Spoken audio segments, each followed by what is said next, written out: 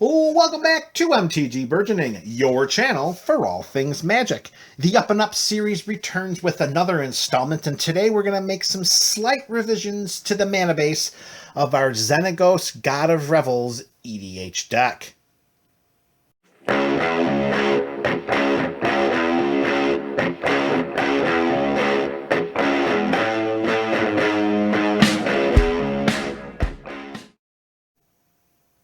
What's up, MTG baby? That is the MTG Burgeoning community.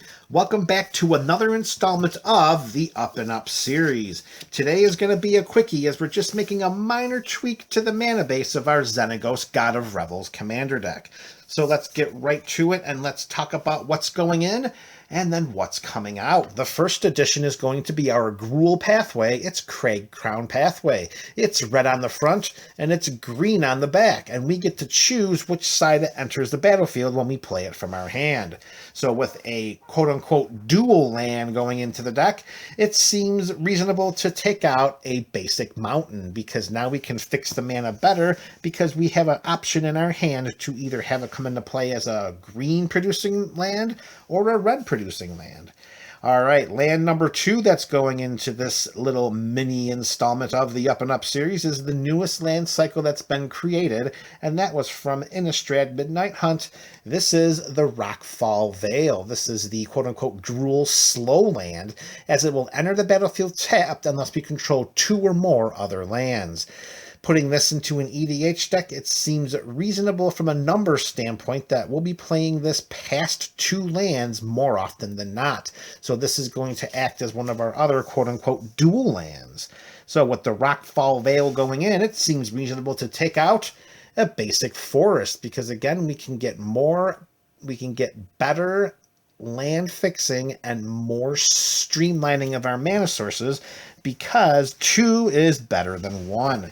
All right, and the last card to be included in this little mini episode of the Up and Up series is a card that I was surprised was not in the deck. I don't know if it was just a misstep, or I do know that the deck was created well before the existence of this card, so I guess it's only going to make the deck better now, hopefully, but it's going in.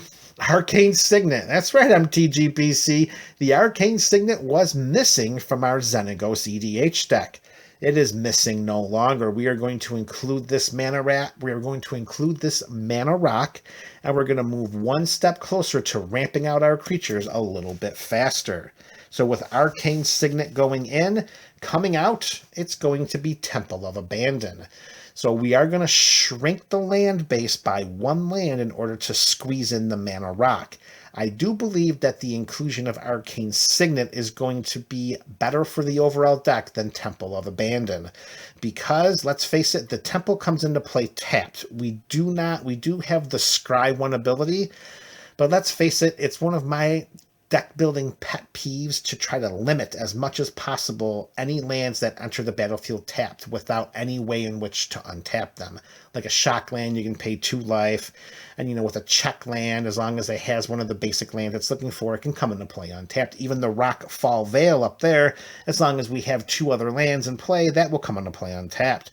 Temple comes into play tapped regardless. So I do believe that overall, replacing a land that ETB's tapped with an artifact that will give us any one of the colors we need in our deck will be much better for the overall play and synergy of the deck. And that's it, MTGBC. Like I said, this was a quickie. This was an up and up installment of the Xenagos God of Revels EDH deck. This is MTG Burgeoning, your channel for all things magic.